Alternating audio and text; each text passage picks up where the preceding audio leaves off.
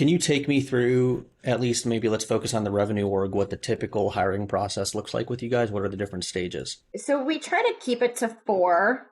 Sometimes there's less, sometimes there's more. I really suggest, highly suggest that there's no more than four, but sometimes there's hiring managers that want a little bit more, which is fine.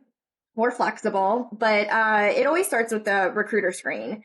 And so as a recruiter, I spend about 30 minutes with each candidate. And the first 10 minutes is me talking and telling them all about the company, the growth, the accolades, the awards, the culture, and really giving them a good intro to who Human Interest is and, proactively answering a lot of the questions that they might have.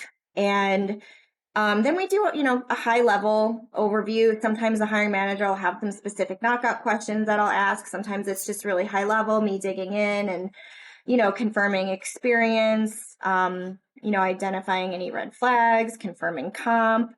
And then, I always leave time, of course, for questions at the end.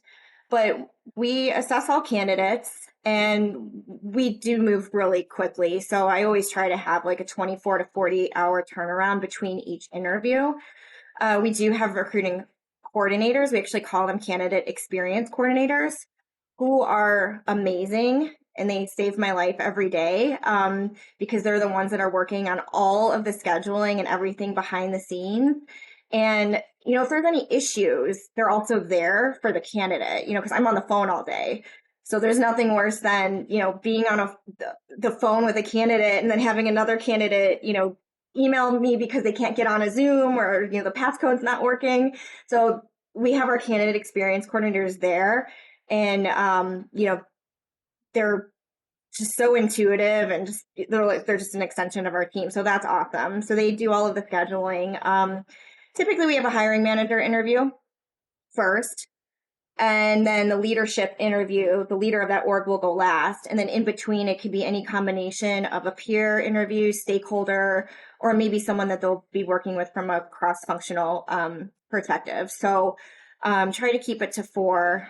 And then once an offer goes out, we have a workplace experience team who picks it up from there and really ensures a seamless transition from recruitment to onboarding. They are amazing.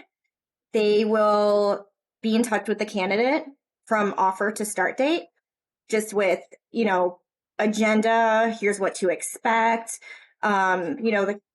They have information coming from all over the place. They have to, they have their background check. They've got to do their onboarding through Paycor. They've got to, do everything that they need to get started. So we make it very clear that these are the steps and try to make it as less complex as possible.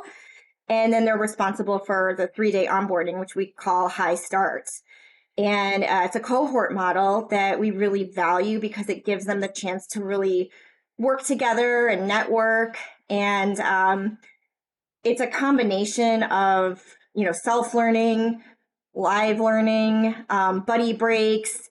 We do, of course, there's a ton of logistics that they have to take care of, but we also have our leaders that join live every 2 weeks, every time we have an onboarding class, to introduce themselves and tell them a little bit about their role and what they do and why they joined Human Interest. So I think it's amazing that they take the time to do that, and our new hires really value that and get excited about it. So it really is, it's a great process. It's very seamless.